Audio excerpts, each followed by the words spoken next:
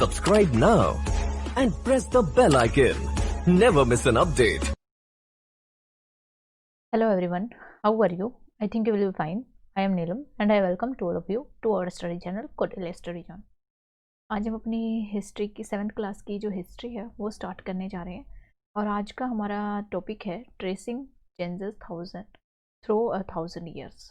मतलब 1000 ईयर्स के अंदर क्या क्या चेंजेस हुए उनके ट्रेसेस हम देखेंगे इस चैप्टर के अंदर। तो देखिए सबसे पहले ये मैप देखते हैं हम। ये जो है मैप बनाया गया था 12th सेंचुरी के अराउंड बनाया गया था, मतलब इस टाइम पीरियड के दौरान जो है इसको बनाया गया था। तो देखिए इसके अंदर जो है ये इंडियन रीजन जो है उसको दिखाते हुए मैप है। ये इंडिया का कुछ पोर्शन दिखाया गया है, यहाँ पे ये श्रीलंका का कुछ पोर्शन दिखाया गया है और यहाँ पर जो छोटे छोटे द्वीप हैं उनको दिखाया गया है। ये पूरा का पूरा समुद्र वाला एरिया यहाँ पर दिखाया गया। तो देखिए ये मैप जो है काफ़ी रफली जो है वो ड्रॉ किया गया है। आगे देखिए ये जो मैप है ये थोड़ा सा जो आजकल के मॉडर्न टाइम में हम जो इंडिया का मैप यूज़ करते हैं उससे थोड़ा सा सिमिलरिटी के साथ है। और यहाँ पे ये श्रीलंका रीजन दिखाया गया है। वो जो मैप हमने देखा था इसके अंदर ये उल्टा शो किया गया है। तो देखिए ये श्रीलंका इसमें ऊपर की तरफ दिखाया गया है और इसमें नीचे की तरफ दिखाया गया है। और ये हमारा जो है अर्ली 18 सेंचुरी के अंडर जो है इसको बनाया गया था। अराउंड इस पीरियड के दौरान जो है इसको ड्रॉ किया गया था। तो देखिए अगर हम फर्स्ट मैप की बात करें तो ये 1504 के अंदर के अंदर इसको बनाया गया था। एक अरब जियोग्राफर थे अल अदर्शी, इनके द्वारा इसको बनाया गया था। लेकिन मैप सेकंड जो है वो 1720 के अराउंड बनाया गया था। एक फ्रेंच कार्टोग्राफर होता है मैप को बनाने वाला, तो उनके द्वारा इसको बनाया गया था। ये आपस में क्वाइट डिफरेंट हैं लेकिन ये सिमिलर एरिया से बिलोंग करते हैं, सेम एरिया को दिखाते हैं लेकिन काफ़ी डिफरेंट है। तो आपने देखा कि जो अल अदरीशी का जो मैप था फर्स्ट मैप था उसमें जो है साउथ इंडिया को नीचे की तरफ दिखाया गया है, नहीं हाँ जो साउथ इंडिया है उसको ऊपर की तरफ दिखाया गया और जो नॉर्थ इंडिया है उसको नीचे की तरफ दिखाया गया है। तो आप देख सकते हैं कि जैसे पंजाब हरियाणा वाला जो रीजन है वो हम देखते हैं कि ये हमारा इस तरीके से जम्मू एंड कश्मीर के नीचे इस वाले पोर्शन के अंदर इस तरीके से दिखाया जाता है यहाँ पर। लेकिन इस मैप में जो अल अदरीशी के द्वारा जो मैप दिखाया गया है आप देख सकते हैं इसमें देखिए ये तमिलनाडु वाला पोर्शन जो है ये ऊपर दिखाया गया है यहाँ पर और नीचे की तरफ जो है काफ़ी नीचे की तरफ हरियाणा और पंजाब वाला जो रीजन है वो दिखाया गया है। तो देखिए इसमें श्रीलंका जो है वो बिल्कुल टॉप पर दिखाया गया है। ये हमने देखा था श्रीलंका टॉप पर दिखाया गया है और इसमें नेम जो लिखे हैं वो अरेबिक लैंग्वेज के अंदर लिखे गए हैं। इनको आप दोबारा से देख सकते हैं, ये देखिए अरेबिक लैंग्वेज, ये देखिए इस तरीके से नेम जो है यहाँ पर अरेबिक लैंग्वेज के अंदर ये दिखाए गए हैं। आगे देखिए मैप 2 की अगर हम बात करें तो ये बिल्कुल सिमिलर है हमारे से, क्योंकि हम इसको फैमिलियर है, मतलब ये जो हम आजकल मैप यूज़ करते हैं उससे थोड़ा सा सिमिलर है। इस मैप का यूज़ जो है ये यूरोपियन सेलर होते थे, मतलब जो ब्रिटिश पीपल होते थे, जो यूरोप से जो लोग आते थे, मर्चेंट आते थे, वो अपनी यात्रा करते टाइम इस मैप का यूज़ करते थे, जो कि मैप सेकंड है उसकी बात कर रहे हैं हम। तो इस टाइम पर देखिए जो कार्टोग्राफी मतलब मैप को ड्रॉ करने की जो आर्ट होती है, देखिए साइंस ऑफ कार्टोग्राफी काफ़ी डिफरेंट रही है दोनों पीरियड में। ये हमने देख ही लिया कि दोनों पीरियड्स के जो मैप हैं वो काफ़ी ज़्यादा डिफरेंट है। अब देखिए कार्टोग्राफर के बारे में बताया कि मैंने, ये जो है एक ऐसा पर्सन है जो कि मैप बनाता है, उसको हम कार्टोग्राफर बोलते हैं। अब देखिए न्यू एंड ओल्ड टर्मिनोलॉजी की बात करते हैं कि पुराने टाइम पर जो टर्मिनोलॉजी यूज़ की जाती थी उनका क्या मतलब है और किस तरीके की लैंग्वेज में जो है वो यूज़ की जाती थी। अब देखिए कि पुराने टाइम पर जो इन्फॉर्मेशन थी वो काफ़ी ज़्यादा जो है लैंग्वेज में और उनके मीनिंग में काफ़ी डिफरेंस था। और अगर हम बात करें टुडे मॉडर्न में, अगर मॉडर्न एरा के अंदर अगर हम बात करें, प्रेजेंट में अगर हम बात करें तो उनका जो मीनिंग है वो चेंज हो चुका है और कहीं ना कहीं जो है वो लैंग्वेज में भी काफ़ी चेंज आ चुके हैं। अब देखिए अगर हम हिंदुस्तान टर्म को ही ले लेते हैं तो देखिए हिंदुस्तान आज के हिसाब से जो हिंदुस्तान है वो डिफाइन करता है हमारे इंडिया को, एक तरीके से जो हमारा मॉडर्न जो नेशन स्टेट है उसको डिफाइन करता है। लेकिन अगर 13th सेंचुरी की बात करें तो देखिए 13th सेंचुरी के अंदर मिन्हाज ई सिराज जो कि क्रोनिकलर थे, तो इन्होंने क्या किया था, इन्होंने पर्शियन के अंदर लिखा था कि हिंदुस्तान कौन सा रीजन है। हिंदुस्तान के अंदर आता है पंजाब, हरियाणा और land between Ganga and Yamuna, मतलब गंगा और यमुना के बीच में जो एरिया पड़ता है और साथ साथ के पंजाब और हरियाणा का जो एरिया पड़ता है उसको ही हिंदुस्तान बोलते हैं वो। लेकिन आज के एरिया, आज के हम टाइम के दौरान पे हिंदुस्तान किसको बोलते हैं, जितना भी हमारा इंडिया है, जम्मू एंड कश्मीर से लेकर कन्याकुमारी और जो भी हमारे आइलैंड द्वीप्स हैं, लक्षद्वीप एंड जो भी हमारे अंडमान हैं उन सबको भी हम हिंदुस्तान के अंदर इंक्लूड करते हैं। अब देखिए कि इसके अंदर कुछ पार्ट जो कि दिल्ली के जो रीजन के कुछ पार्ट हैं उनको भी उस टाइम पर हिंदुस्तान के अंदर इंक्लूड किया गया था, लेकिन इसके अंदर साउथ इंडिया को कभी भी इंक्लूड नहीं किया गया। हिंदुस्तान टर्म के अंदर इसको नहीं इंक्लूड किया गया, साउथ इंडिया को इंक्लूड नहीं किया गया। किसके द्वारा? देखिए मिन्हाज की जो मिन्हाज ए सिराज, इसके द्वारा जो क्रॉनिकल लिखा गया है उसके अंदर ये मेंशन किया हुआ है। आगे देखिए, अगर 16th सेंचुरी की बात करें तो वो हमने 13th सेंचुरी के अंदर देखा। अब देखिए 16th सेंचुरी के अंदर देखिए कि जो बाबर है उन्होंने हिंदुस्तान वर्ड को एक तरीके से डिफाइन किया गया ज्योग्राफी के थ्रू, होना और कल्चरल। उनका जो कल्चर है इनहेबिटेट का, यानी जो सब कॉन्टिनेंट के अंदर जो रहते हैं, सब कॉन्टिनेंट में हमारा जो है पाकिस्तान भी आता है, नेपाल भी आता है, भूटान भी आता है, ये सारे के सारे रीजन जो हैं, बांग्लादेश, ये सारे के सारे रीजन हमारे इंडिया सब कॉन्टिनेंट के अंदर आते हैं। तो उसके अंदर जो ज्योग्राफी है, वहाँ की ज्योग्राफी एरिया, जो वहाँ का फ्योना है, एनिमल्स वगैरह, और जो वहाँ का कल्चर है, वहाँ के रहने वाले जो लोग हैं, उन सबको जो है हिंदुस्तान के अंदर जो है इन्होंने क्या किया है, इंक्लूड किया है। तो एक तरीके से देखा जाए तो कभी भी जो है हिंदुस्तान वर्ड को एक तरीके से पॉलिटिकल और नेशनल के हिसाब से कभी भी इसको नहीं यूज़ किया गया। मतलब हिंदुस्तान को जो है पॉलिटिकल टर्म के रूप में कभी भी यूज़ नहीं किया गया।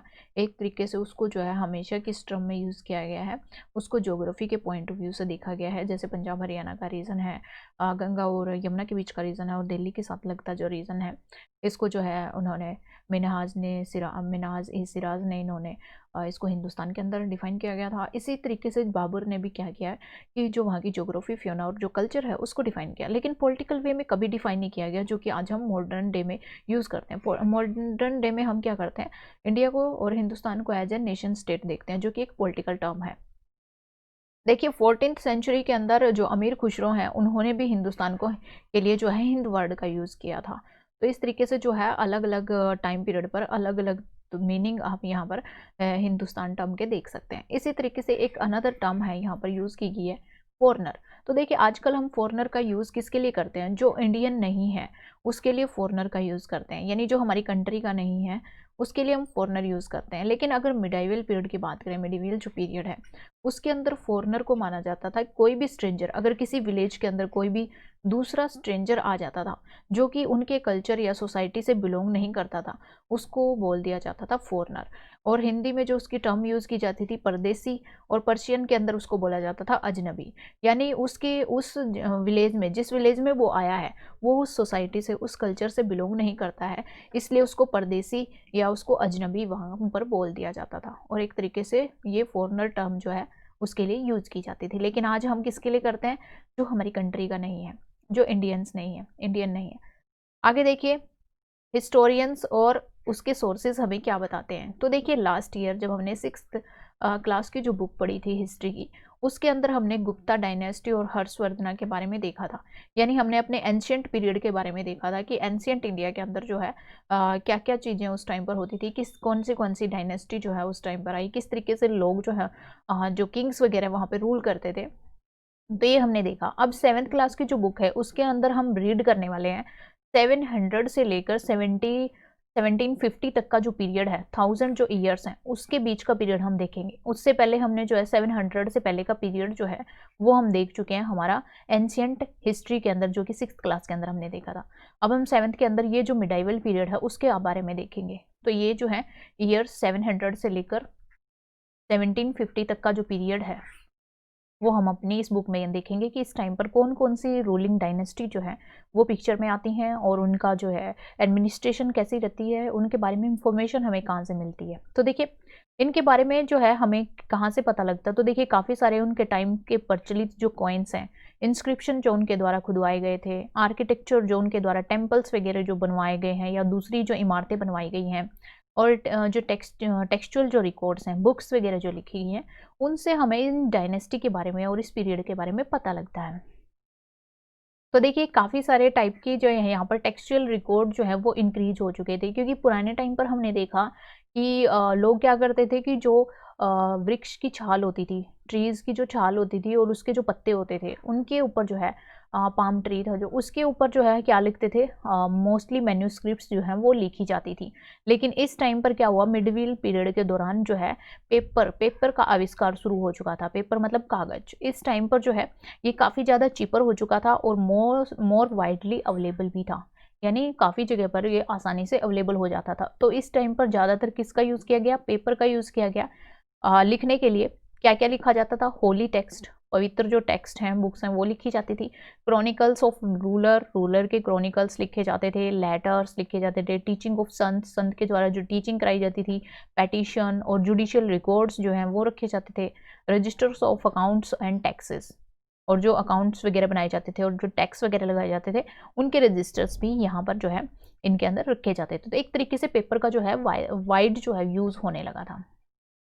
आगे देखिए, जो मैन्यूस्क्रिप्ट्स हैं, मैन्यूस्क्रिप्ट्स हाथ से जो लिखी जाती हैं, तो देखिए मैन्यूस्क्रिप्ट्स ये कलेक्ट की जाती थी किसके द्वारा, जो वेल्दी पीपल होते थे उनके द्वारा, जिनके पास ज़्यादा पैसा होता था, रूलर या मोनेस्ट्रीज या टेम्पल, यहाँ पर इनके द्वारा इनको कलेक्ट किया जाता था। और उनको कहाँ पर रखा जाता था, लाइब्रेरीज़ के अंदर या आर्चिव्स के अंदर उनको रख दिया जाता था। और ये काफ़ी सारी डिटेल इन्फॉर्मेशन प्रोवाइड करते हैं हिस्टोरियंस को, और जिससे हमें इस पीरियड के बारे में पता लगता है। उस टाइम पर कोई भी प्रिंटिंग प्रेस नहीं होती थी, तो प्रिंटिंग प्रेस नहीं होती थी तो क्या करते थे, जब एक बुक होती थी अगर उसकी कॉपी तैयार करनी होती है दूसरी सेम, तो वो किसके द्वारा लिखी जाती थी, वो स्क्राइब्स के द्वारा लिखी जाती थी, बाय हैंड के द्वारा। मतलब एक बुक जो है किसी राइटर ने बना दी, उसके बाद जो है कोई स्क्राइब जो स्क्राइब्स होता है उसको दे दी जाती है, और वो सेम जो है सेम उसको कॉपी करके दूसरी जो मैन्यूस्क्रिप्ट्स है वो तैयार करता था। तो एक तरीके से उस टाइम पर प्रिंटिंग मशीन नहीं होती थी जैसे उसको फोटोकॉपी कर लिया जाए। तो देखिए ये जो हैं जैसे-जैसे दोबारा जब इनकी राइटिंग की जाती थी, तो एक तरीके से ये बुक्स जो हैं, ये क्रॉनिकल्स जो है वो रिवाइज़ भी होते रहते थे टाइम पे। जैसे कि जियाउद्दीन बर्नी हैं, जियाउद्दीन बर्नी ने 14th सेंचुरी के अंदर अपना एक क्रॉनिकल लिखा था, जो कि 1350 के अंदर लिखा, 56 के अंदर लिखा था। उसके बाद इन्होंने दूसरा वर्ज़न लिखा 2 साल के बाद, और ये आपस में काफ़ी एक-दूसरे से डिफरेंट है। मतलब ये है कि टाइम टू टाइम वो जो है उनको अपने क्रॉनिकल्स को क्या करते थे, रिवाइज़ भी करते रहते थे। उनके अंदर चेंजेस लाते रहते थे, अगर उनको कोई चेंजेस जो है वो दिखता था। अब देखिए आर्चिव्स क्या होते हैं, देखिए आर्चिव्स होता है एक ऐसा प्लेस जहाँ पर हम अपने डॉक्यूमेंट्स और मैन्यूस्क्रिप्ट्स को स्टोर करके रखते हैं। यानी हम उनके क्या करते हैं, उनके अवशेष जो हैं या फिर उनके जो भी बचे हुए जो भी डॉक्यूमेंट्स हमारे जिनको हम यूज़ करते थे एक तरीके से पुराने टाइम पर, तो उनको एक तरीके से स्टोर करके जहाँ पर रखा जाता है उसको हम आर्चिव बोलते हैं।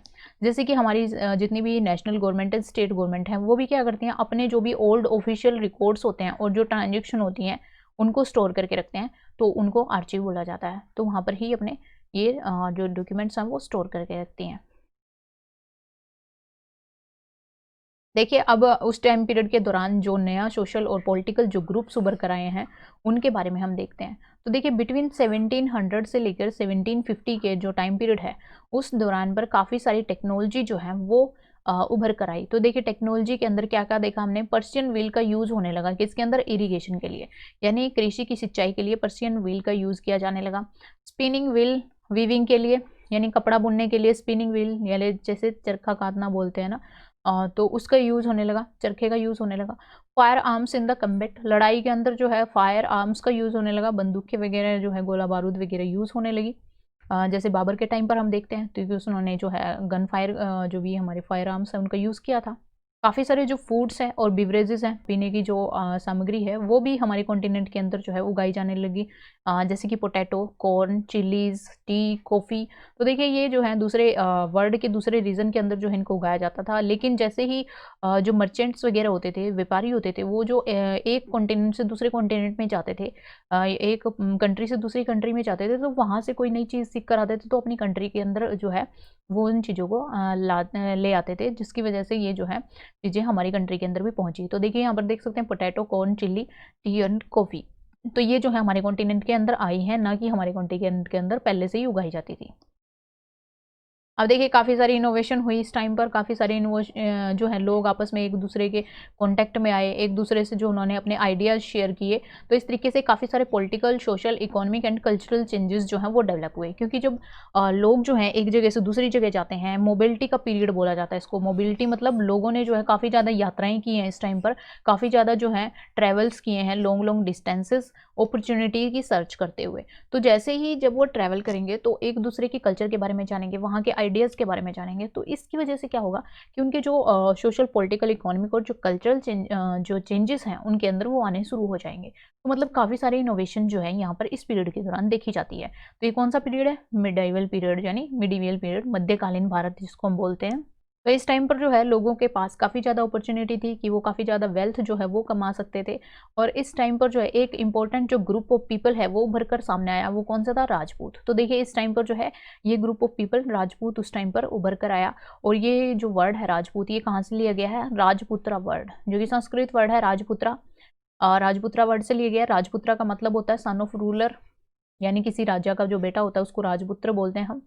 तो देखिए जो 8 एंड 14th सेंचुरी की अगर हम बात करें, इन दोनों के बीच की जो सेंचुरी है, इस टाइम पर जो है ग्रुप ऑफ वॉरियर्स जिनको क्षत्रिय बोला जाता था, एक तरीके से ये कास्ट जो है वो उभर कर सामने आई।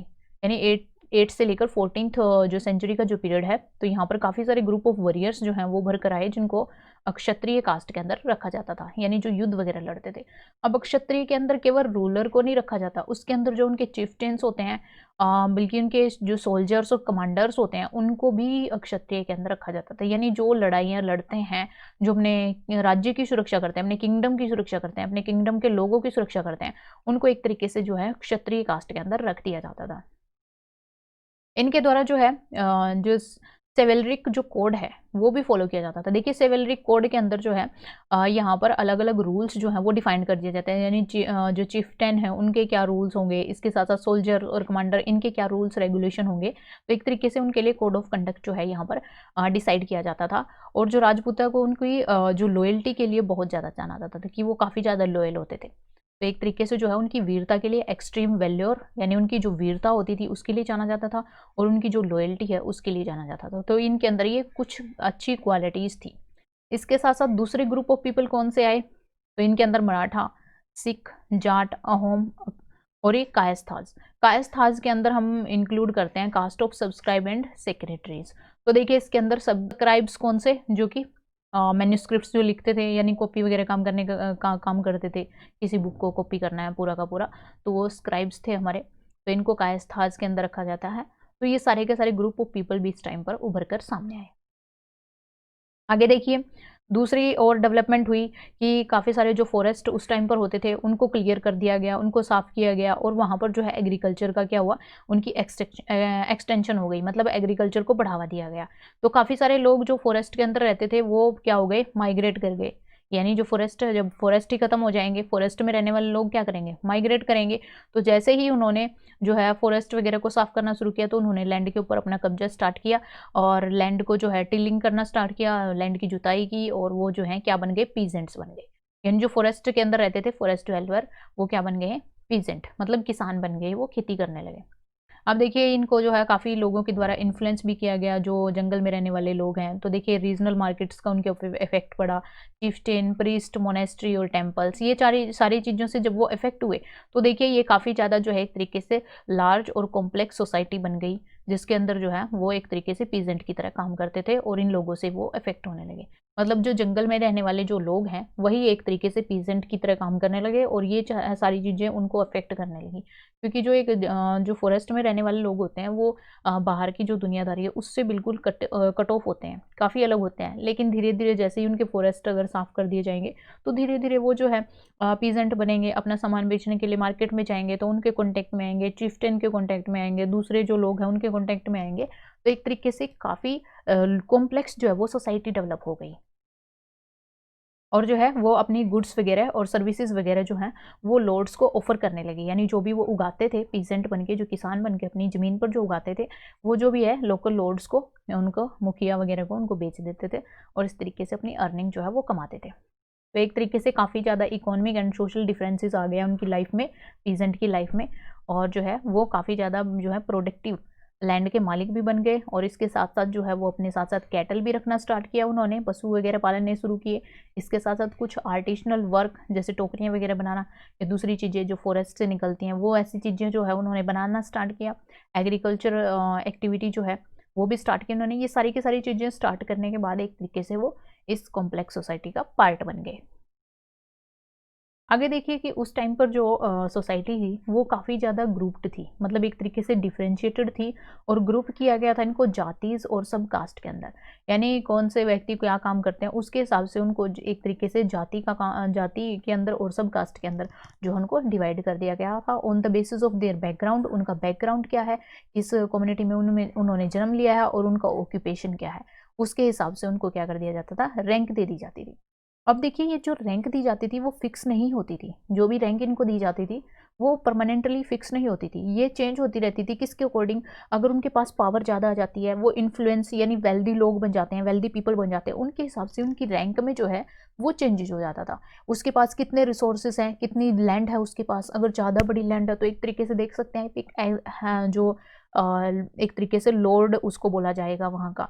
तो यहाँ पर जो है काफ़ी तरीके के जो रैंक जो है वो उनको दिए जाते थे और ये रैंक जो है वो फिक्स नहीं होते थे। जैसे-जैसे लोगों का स्टेटस बढ़ता जाता था, रैंक भी उनकी क्या करती थी, बढ़ती जाती थी। तो आगे देखिए कि यहाँ पर जो सेम जाति का स्टेटस अलग-अलग एरिया में अलग-अलग होता था।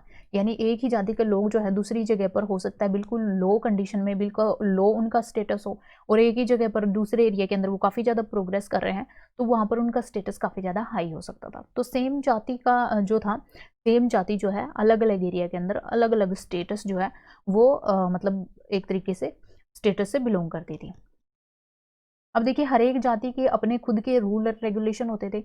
रूल एंड रेगुलेशन को ये इनके द्वारा फॉलो किया जाता था और ये रेगुलेशन जो है वो किसके द्वारा एनफोर्स कराई जाती थी, जो एल्डर्स लोग होते थे। एल्डर मतलब जो बड़े बूढ़े होते हैं, उनकी असेंबली, उनके द्वारा जो असेंबली ऑर्गेनाइज की जाती थी, इन असेंबली में डिसाइड किया जाता था कि कौन से रूल एंड रेगुलेशन होंगे, फिर उनको एनफोर्स भी कराया जाता था और इन असेंबलीज को क्या बोला जाता था, जाति पंचायत।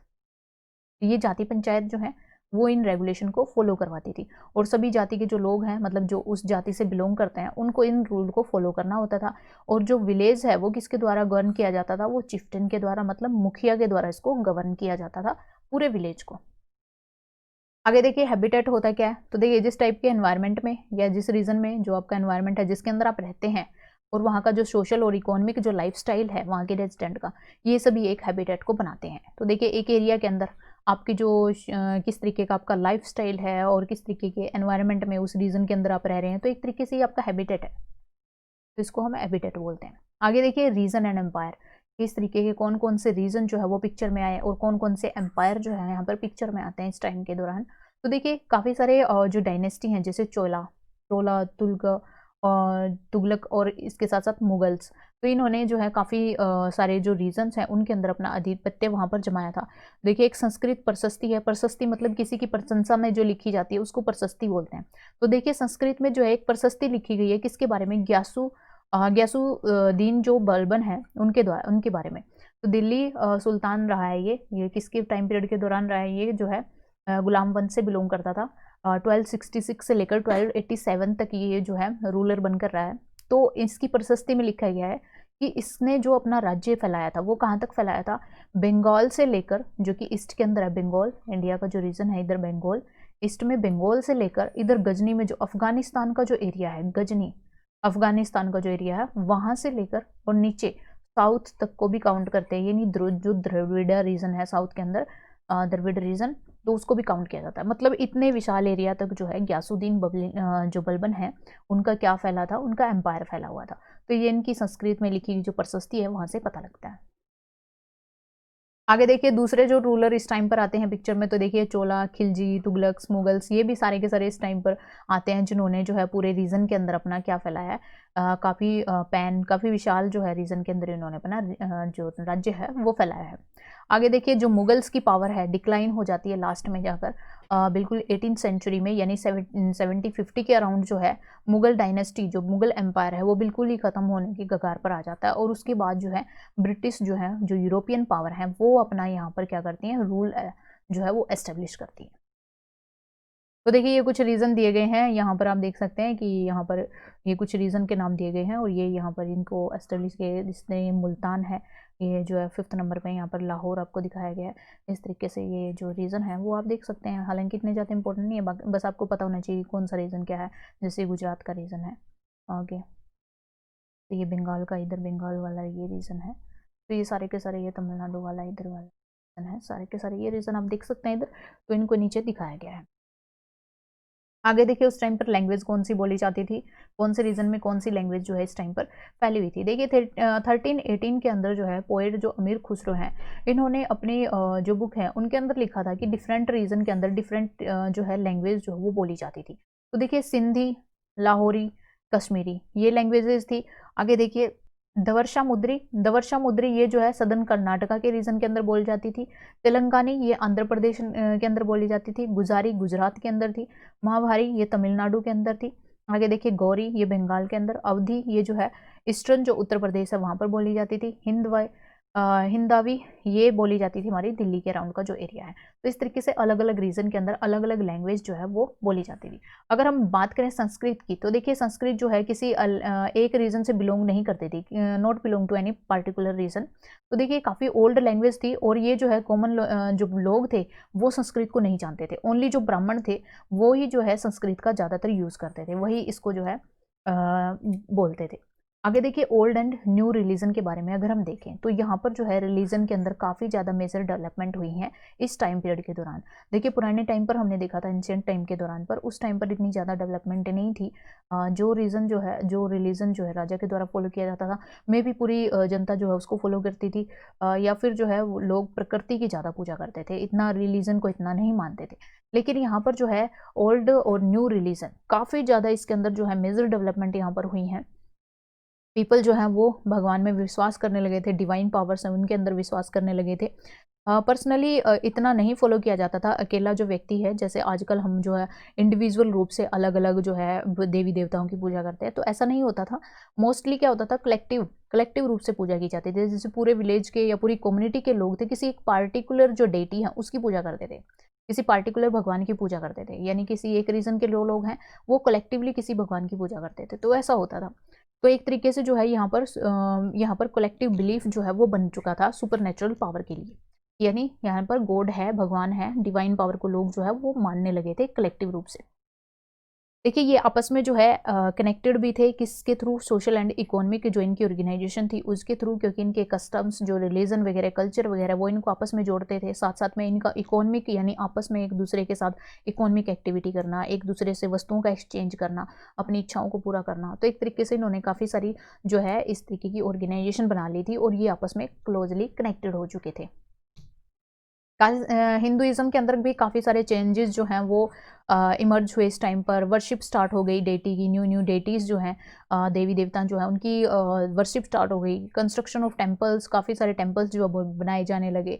और इसके साथ साथ जो ब्राह्मण और प्रिस्ट हैं उनकी इंपॉर्टेंस तो बहुत ज़्यादा बढ़ गई, क्योंकि काफ़ी सारे रिचुअल्स जो हैं, काफ़ी सारे जो रिचुअल्स परफॉर्म किए जाते थे, इसकी वजह से ब्राह्मणों को ज़्यादा प्रेफरेंस दी जाती थी। यज्ञ करवाए जाते थे, राजाओं के द्वारा हवन करवाए जाते थे, इस तरीके के काफ़ी सारे जो हैं कर्मकांड जो है वो करवाते थे। तो इस वजह से ब्राह्मणों की इंपॉर्टेंस ज़्यादा बढ़ गई थी और उनको संस्कृत की नॉलेज थी। इस वजह से जो है ब्राह्मण काफ़ी ज़्यादा रिस्पेक्ट जो है उनको सोसाइटी के अंदर मिलती थी। तो देखा है आपने कि ब्राह्मणों को जो है कोई भी जब वो रिचुअल परफॉर्म कर दिया जाता था तो उसको काफ़ी सारा धन वगैरह दिया जाता था, उसको गायें वगैरह कैटल्स वगैरह दे दी जाती थी। इसके साथ साथ उनको लैंड भी जो है वो डोनेट कर दी जाती थी। तो इस तरीके के काफ़ी सारे जो हैं डोनेशन ब्राह्मण्स को दिए जाते थे उनके इन कार्यों के लिए। इसी टाइम पर जो है एमरजेंस हुआ आइडिया ऑफ भक्ति जो है इस टाइम पर एमर्ज होकर आई, क्योंकि देखिए काफ़ी सारे पुअर जो लोग थे वो ब्राह्मण के द्वारा जो रिचुअल्स जो करवाई जाती थी उनको वो क्या नहीं कर पाते थे, अफोर्ड नहीं कर पाते थे। तो इस चीज़ को अवॉइड करने के लिए जो आइडिया ऑफ भक्ति जो है वो इमरजेंस में आया, जिसकी वजह से without any aid of the priest and the Brahmin they can elaborate their rituals, वो परफॉर्म कर सकते थे, यानी वो अपनी भक्ति दिखा सकते थे, वो अपने भगवान को मान सकते थे, उसकी पूजा कर सकते थे। अदरवाइज पहले ये विदाउट ब्राह्मण, बिना किसी ब्राह्मण के पॉसिबल नहीं होता था। तो इसलिए भक्ति जो है वो काफ़ी एक अच्छा आइडिया जो है इमर्ज होकर सामने आया। न्यू रिलीजन जो है वो यहाँ पर हमारी कंट्री के अंदर आने शुरू हुए। तो देखिए मर्चेंट, जैसे कि हमने बताया कि व्यापारी जो है एक जगह से दूसरी जगह पर जाते थे, ट्रेडिंग करते थे। माइग्रेंट्स जो लोग थे दूसरे प्लेसेस पर काम करने के लिए जाते थे, या दूसरी कंट्री के जो लोग हैं हमारी कंट्री के अंदर काम करने के लिए आते थे। तो काफ़ी सारे माइग्रेंट भी क्या हुआ कि वो अपने साथ काफ़ी सारी जो हैं टीचिंग्स लेकर आए, किसकी, होली कुरान की। और कुरान जो है, कुरान की टीचिंग यानी जो कुरान की टीचिंग है वो हमारी कंट्री के अंदर किस टाइम पर आई है, 7th सेंचुरी के दौरान आई। तो देखिए इस टाइम पर जो है मुस्लिम जो है क्या करते हैं, कुरान जो बुक है उसको होली बुक मतलब एक पवित्र बुक की तरह समझते हैं, और उसके अंदर पूरी की पूरी सोवरेनिटी किसकी एक्सेप्ट करते हैं, एक जो गॉड है, वन गॉड अल्लाह, अल्लाह को मानते हैं वो, यानी हमारा एक गॉड है, वो कौन है, अल्लाह। और ये मुस्लिम्स की क्या है, कुरान जो है वो काफ़ी पवित्र बुक है। जैसे कि हमारे यहाँ पर जो भगवद गीता है और रामायण है हिंदुइज्म के अंदर होती हैं कि वो काफ़ी ज़्यादा होली बुक होती हैं, ऐसी क्रिश्चियनिटी के अंदर भी है, बाइबल बुक है। तो ऐसे ही हमारे जो है जो हमारा सिख रिलीजन है उसके अंदर भी जो हमारी गुरुबानी वगैरह हैं, वो भी गुरु ग्रंथ साहिब, तो वो भी काफ़ी ज़्यादा इम्पोर्टेंट जो हैं वो बुक्स मानी जाती हैं। तो इसी तरीके से यहाँ पर भी, और ये 7th सेंचुरी के अंदर जो है हमारी कंट्री के अंदर ये टीचिंग्स जो है वो आनी शुरू हुई। अब देखिए जो काफ़ी सारे रूलर थे वो इस्लाम मतलब मुस्लिम जो रिलीजन है उसको पैटर्न करते थे, उसको एक तरीके से प्रोटेक्शन देते थे, इस्लाम और उलेमा। तो ये हमारे जो है मुस्लिम रिलीजन से रिलेटेड है। तो वो काफ़ी सारी जो है लर्नड, किसके द्वारा ये किया जाता था, जो लर्नड जो थियोलॉजियन होते थे, यानी धर्मशास्त्री जो होते थे और जूरिस्ट होते थे, इनके द्वारा जो है इनको पैटर्नाइज किया जाता, काफ़ी सारे रूलर के द्वारा इनको पैटर्नाइज किया जाता था, ताकि वो क्या कर सके, इस्लाम की टीचिंग को फैला सके। तो इसी तरीके से जैसे कि हिंदुइज्म के अंदर होता था, इस्लाम के अंदर भी काफ़ी सारे जो है इंटरप्रिटेशन थी, और काफ़ी सारे जो फॉलोवर हैं वो अलग अलग वे से जो है मुस्लिम रिलीजन को फॉलो करते थे। जैसे कि सिया मुस्लिम है, तो देखिए सिया मुस्लिम जो है वो प्रोफेट मोहम्मद का जो सन है अली, उसको अपना लेजिटिमेट लीडर मानते हैं मुस्लिम कम्युनिटी का, यानी जो प्रोफेट मोहम्मद हुए हैं उनका जो सन इन लॉ था अली, उसको अपना लीगल जो लेजिटिमेट लीडर है उसको मानते हैं, तो वो जो सिया मुस्लिम है। और अगर हम बात करें सुन्नी मुस्लिम की, तो देखिए सुन्नी मुस्लिम जो है वो किसकी अथॉरिटी को फॉलो करते हैं, ये करते हैं खलीफा की। तो ये तरीके से खलीफा की सोवरेनिटी को मानते हैं। तो इस तरीके से दोनों के रिलीजन के अंदर क्या है, अपनी खुद की जो है डाइवर्सिटीज़ हैं, खुद की एक तरीके से कई वैरायटी मिलती हैं इनके फॉलोअर्स के बीच में। इसी तरीके से डिफरेंस मिलते हैं काफ़ी सारे वेरियस स्कूल ऑफ लॉ जो फॉलो किए जाते हैं, जैसे हनाफी और साफ़ी के द्वारा जो अलग से रिलीजन फॉलो किए जाते हैं मेनली इन इंडिया, तो ये भी मुस्लिम कम्युनिटी के द्वारा फॉलो किए जाते हैं। तो इनकी थियोलॉजी और मिस्टिक ट्रेडिशन के अंदर भी काफ़ी ज़्यादा जो है क्या मिलती है, थोड़ी डाइवर्सिटी मिलती है, जैसे हमारे खुद के जो हिंदुज़म रिलीजन है उसके अंदर भी मिलती है। अब देखिए thinking about time and historical period, अगर हम टाइम और हिस्टोरिकल पीरियड की बात करें तो देखिए इसके अंदर टाइम क्या करता है, रिफ्लेक्ट करता है कि जैसे जैसे टाइम चेंज होता है उसके अकॉर्डिंग ही हमारा जो सोशल इकोनॉमिक जो ऑर्गेनाइजेशन वगैरह है उसके अंदर भी क्या होती है, ट्रांसफॉर्मेशन होती है, और उस ट्रांसफॉर्मेशन की वजह से हमारे आइडियाज़ होते हैं जो और बिलीव्स होते हैं वो भी चेंज होते रहते हैं, हमारा सोशल स्ट्रक्चर चेंज होता है, हमारा कल्चर चेंज होता है। तो देखते हैं हम पहले हम जो है कुछ और जो है पहनावा पहनते थे, आज हमारे पहनावे के अंदर कितना ज़्यादा चेंजेज हो चुका है। पहले हमारे आइडियाज़ कुछ और थे, अब हमारे आइडियाज़ में काफ़ी ज़्यादा ट्रांसफॉर्मेशन आ चुकी है। तो ये जो है चेंजेस हम टाइम टू टाइम देखते हैं, तो ये टाइम के हिसाब से रिफ्लेक्ट होता है। तो देखिए मिडल सेंचुरी की अगर हम बात करें, मिडल में 19th सेंचुरी जो मिडल जिस टाइम पर जो हमारे ब्रिटिश जो हैं हमारे ऊपर आधिपत्य किए हुए थे, उस टाइम पर इन्होंने हिस्ट्री को 3 पार्ट्स में 3 पीरियड्स के अंदर डिवाइड किया। एक तो हिंदू पीरियड जिस टाइम पर हिंदू लोग जो हैं वो राज्य करते थे, मुस्लिम्स दोबारा फिर मुस्लिम्स यहाँ पर आए, उसके बाद ब्रिटिश ने यहाँ पर रूल किया। तो एक तरीके से इन्होंने 3 पीरियड्स के अंदर हमारी जो कंट्री का जो पीरियड था हिस्ट्री है उसको डिवाइड किया है। अब देखिए ये किसके बेस पर डिवाइड किया है कि वहाँ के जो उस टाइम पर रूलर होते थे उनके द्वारा कौन सा रिलीजन फॉलो किया जाता था। तो देखिए सबसे पहले जो लोग थे वो मेनली हिंदू रिलीजन को फॉलो करते थे, इसलिए जो है हिंदू पीरियड में डिवाइड कर दिया। दूसरा जो है मुस्लिम पीरियड में क्यों डिवाइड कर दिया, क्योंकि रूलर जो है वो मुस्लिम धर्म को मानने वाले थे। आपने देखा कि जो गुलाम वंश है, तुगलक वंश, खिलजी वंश और मुगल्स हैं, ये सारे के सारे मुस्लिम रिलीजन को फॉलो करते थे। उसके बाद जो ब्रिटिश है, तो देखिए इस तरीके से ये जो क्रिश्चियन रिलीजन को फॉलो करते थे, तो इन्होंने इसके बेस पर हमारी कंट्री की जो हिस्ट्री है उसको क्या कर दिया है, उसके पीरियड को डिवाइड कर दिया है। और इन्होंने जो है दूसरे किसी भी चेंजेस को यहाँ पर ध्यान में नहीं रखा है, ओनली रिलीजन जो रूलर के द्वारा, यानी जो वो राजा होते थे, जिस धर्म को फॉलो करते थे उसी बेस पर इन्होंने हमारी हिस्ट्री को डिवाइड कर दिया। लेकिन ये जो है इतना ज़्यादा सिग्निफिकेंट डिवीज़न नहीं है, क्योंकि इन्होंने जो दूसरी डेवलपमेंट हुई है, जो उनके कल्चरल चेंजेस जो आए हैं, जो भी मॉडिफिकेशन जो आई हैं, लोगों की जो सोच में जो परिवर्तन आया है, उन चीज़ों को इन्होंने बिल्कुल भी ध्यान में नहीं रखा है। ना कि इन्होंने इकोनॉमिक चेंजेस को ध्यान में रखा है, ना ही सोसाइटी, नई और कल्चरल डेवलपमेंट को ध्यान में रखा है। तो देखिए इस डिवीज़न को रिच जो पीपल हैं उनके द्वारा काफ़ी ज़्यादा इसको क्या किया है, इसको इग्नोर किया है। ये डिवीज़न सही नहीं है। रिच डाइवर्सिटी है हमारी कंट्री के अंदर, और ये जो है क्योंकि हमारी कंट्री के अंदर काफ़ी सारे धर्मों को मानने वाले लोग जो हैं वो रहते हैं, तो हम कैसे मान सकते हैं कि ये जो है हिंदू, मुस्लिम और ब्रिटिश जो है ये हमारी हिस्ट्री का सही से डिवीज़न है, तो ऐसा नहीं माना गया है। तो देखिए कुछ एक लोग जो हैं इसको अभी भी फॉलो करते हैं इस क्लासिफिकेशन को, लेकिन मोस्टली अगर हम बात करें तो ज़्यादातर लोग जो है इकोनॉमिक एंड सोशल फैक्टर को ज़्यादा ध्यान में रखते हैं। तो देखिए लास्ट ईयर जब हमने देखा था, तो लास्ट ईयर की हिस्ट्री के अंदर हमने देखा था 6th क्लास की जो हिस्ट्री थी उसमें देखा था कि हमारी जो सोसाइटी है उसके अंदर कैसे लोग रहते थे, Hunter gatherer, early farmer, living people जो हैं वो किसके अंदर, टाउन्स और विलेजेस के अंदर रहते थे, अर्ली एम्पायर्स और किंगडम वहाँ पर होते थे। तो ये हमने देखा कि एंशियंट पीरियड था वो हमारा, इसके अंदर हमने ये चीज़ें देखी थी, उसके अंदर हमने कोई रिलीजन वगैरह नहीं काउंट किया था। और सेकंड अगर हम बात करें इस ईयर के बारे में, दिस ईयर यानी जब हम 7th की बुक जब हम पढ़ रहे हैं तो उसके अंदर हम मिडाइवल पीरियड के बारे में बात करेंगे, मध्यकालीन भारत के बारे में बात करेंगे। और इसके अंदर क्या क्या होता है, इसके अंदर काफ़ी सारे चेंजेस होते हैं। स्प्रेड ऑफ पीजेंट सोसाइटी, यानी काफ़ी सारे किसान जो हैं वो भरकर सामने आते हैं, वो अपना जो है खेती वगैरह करना शुरू करते हैं। Rise of regional and imperial state formation, काफ़ी सारे रीजनल स्टेट्स जो हैं जैसे बंगाल, बिहार, इस तरीके के काफ़ी सारे स्टेट, जम्मू एंड कश्मीर जो हैं बनकर सामने आते हैं, और वहाँ पर जो है अलग अलग किंग्स के द्वारा जो है रूलिंग की जाती है। Development of Hinduism and Islam जो रिलीजन है उनकी डेवलपमेंट होती है, और काफ़ी सारी यूरोपियन ट्रेडिंग जो कंपनीज हैं वो भी हमारी कंट्री के अंदर आती हैं। तो इस टाइम पीरियड के दौरान ये काफ़ी ज़्यादा जो है चेंजेस यहाँ पर हमें देखने को मिलते हैं। कुछ लोग जो है मिडिवियल पीरियड को वो किससे कंट्रास्ट करते हैं, वो करते हैं मॉडर्न पीरियड से, लेकिन मॉडर्न पीरियड जो है वो मिडिवियल पीरियड से अलग है, क्योंकि जो मॉडर्निटी है वो क्या डिफाइन करती है, वो एक तरीके से मटेरियल प्रोग्रेस को दिखाती है कि हमारी सोसाइटी के अंदर मटेरियल प्रोग्रेस क्या हुई है, इंटेलेक्चुअल डेवलपमेंट क्या हुई है, मतलब एक तरीके से भौतिकवाद के अंदर क्या क्या चेंजेस आए हैं वो हमारा मॉडर्निटी के अंदर दिखाया गया है।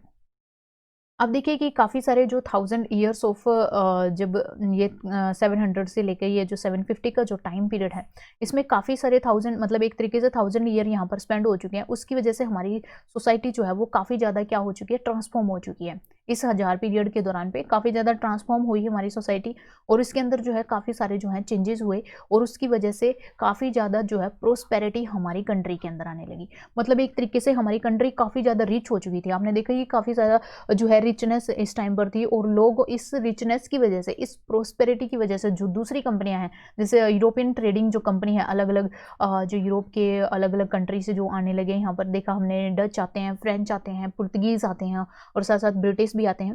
तो ये सारे के सारे हमारी कंट्री के अंदर जो है हमारी कंट्री की तरफ अट्रैक्ट होते हैं कि इतनी ज़्यादा प्रोस्पेरिटी है यहाँ पे, हमें यहाँ पर जाना चाहिए। तो इस तरीके से जो है इसकी जो ये रिचनेस है वो इसको काफ़ी ज़्यादा हद तक क्या करती है, प्रभावित करती है। तो यहाँ पर ये हमारा फर्स्ट चैप्टर जो है यहाँ पर फिनिश होता है। अगर आपको कोई भी डाउट है तो आप हमें कमेंट सेक्शन में लिखकर अपना डाउट पूछ सकते हैं। If you like the video then please like, share and subscribe our channel and press the bell icon for the further notification of the video. Thank you for watching the video. Take care of yourself and God bless you. Subscribe now and press the bell icon. Never miss an update.